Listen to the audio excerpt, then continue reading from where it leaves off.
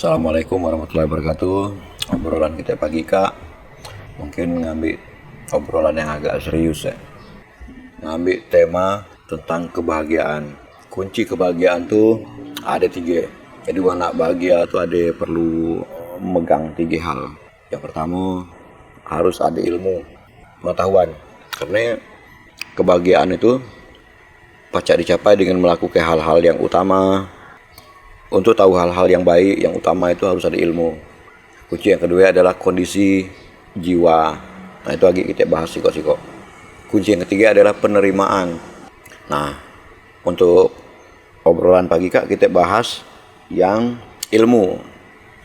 Nah untuk bahagia itu kita perlu ilmu. Jadi ketika Nabi Adam diturunkan ke bumi, itu ada dalam surat Al-Baqarah, wa 'allama Adama al-asma'a kullaha sama aradahum alal malaikati. Nah itu kisah Nabi Adam itu pertama sekali yang Tuhan penyam ke ilmu. Ilmu itu makin manusia itu bahagia, intinya itu. Jadi seluruh hal-hal yang bersangkutan dengan ilmu tujuannya makin kita bahagia. Hadis tentang ilmu itu ketika ada hadis Nabi, carilah ilmu. Walaupun sampai ke negeri Cina, carilah ilmu.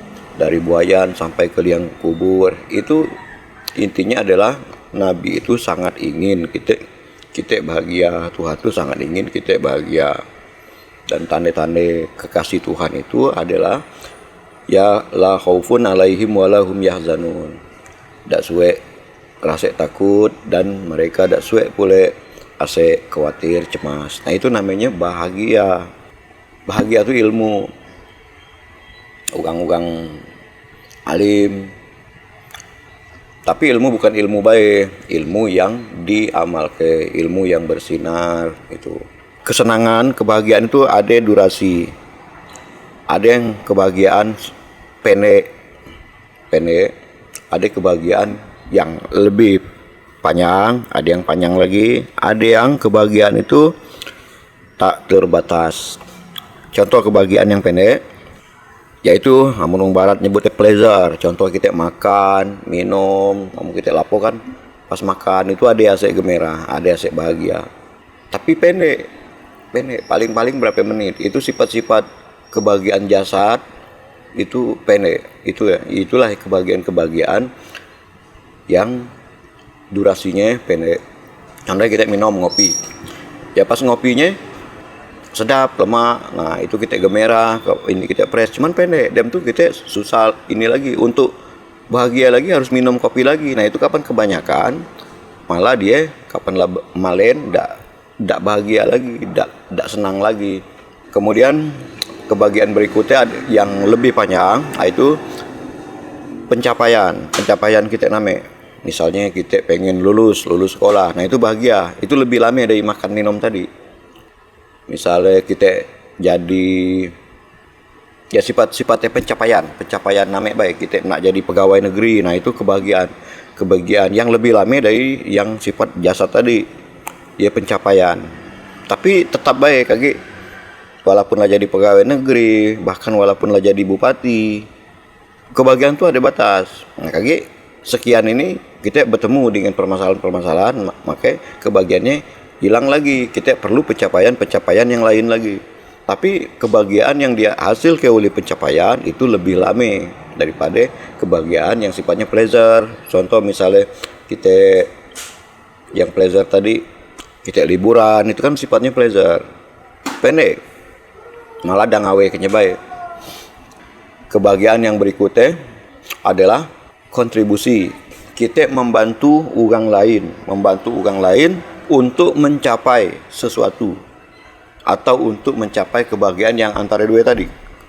Nolong orang pacak makan itu lebih bahagia daripada makan itu dewe, dan kebahagiaannya lebih lama daripada orang makan. Contoh mungkin orang perlu baju, kita beli ke baju, itu kebahagiaannya lebih bahagia daripada orang yang dapat baju tadi. Itu namanya kita kontribusi, kita membantu orang lain. Membantu orang lain itu salah satu sumber kebahagiaan. Tapi durasinya tetap baik dia ada batas.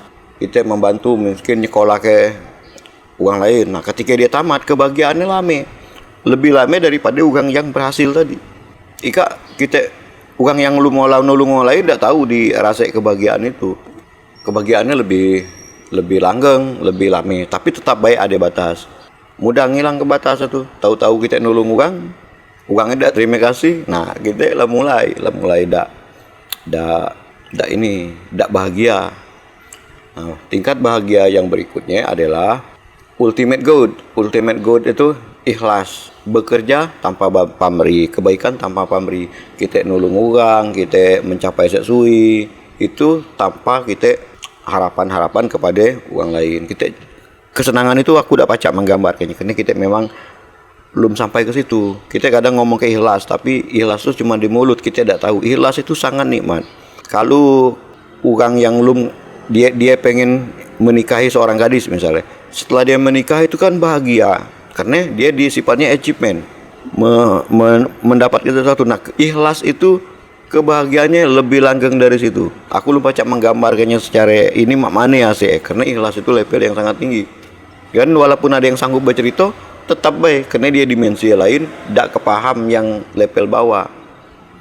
Sama cari orang yang kesenangannya cuma makan minum, dia tidak tahu di kenikmatan pencapaian besok uang terbangun dengan rumah. Itu semakin besok pencapaiannya, semakin lama kebahagiaannya. Tapi itulah tadi, kita yang terakhir tadi adalah ikhlas, kebahagiaan yang paling lama. Nah di situ itu termasuk amun kita orang Islam, itu adalah orang-orang pilihan yang pacak sampai ke situ, dan orang yang bersungguh-sungguh itu mesti dilewati. Kita kadang-kadang ke kebahagiaan yang pertama yang sifatnya kesenangan, makan, minum, kesenangan fisik, yang kedua pencapaian. Nah itu mesti kita lewati. Kita tidak baca langsung ikhlas. Kapan kita tidak baca, belum terliwati, belum pernah nolong orang lain. Mana kita nak ngomong ke ikhlas kalau kita tidak pernah bersedekah? Pastilah orang yang ikhlas itu orang yang pernah berbuat untuk orang lain. Jadi simple, untuk mencapai bahagia, kunci pertamanya kita perlu ilmu, tapi ilmu yang diamal dihidup dipraktek. Kalau sekedar ilmu banyak, kita tiap tahun negara kita nyebar orang berilmu, dari sarjana pertanian, sarjana hukum, sarjana macam-macam sarjana. Tapi ngapain banyak masalah? Karena ilmu tadi tidak diamal Ilmu yang tidak diamal itu pacak jadi sumber masalah. Ngapain? Orangnya cuma pacak ngomong.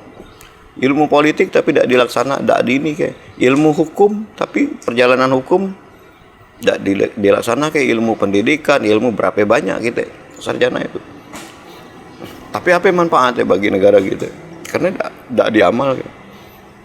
Nah kadang salah kita persepsi pengamal kalau ini nak jadi pegawai lah, itu sangat pendek. Ini kita banyak sistem pengamalan ilmu itu memang perlu kreativitas berpikir, tapi kita tidak kreatif, malas, karena kita malas. Itu baik obrolan pagi Kak. Mungkin untuk kunci yang keduanya kita sambung isu. Assalamualaikum warahmatullahi wabarakatuh.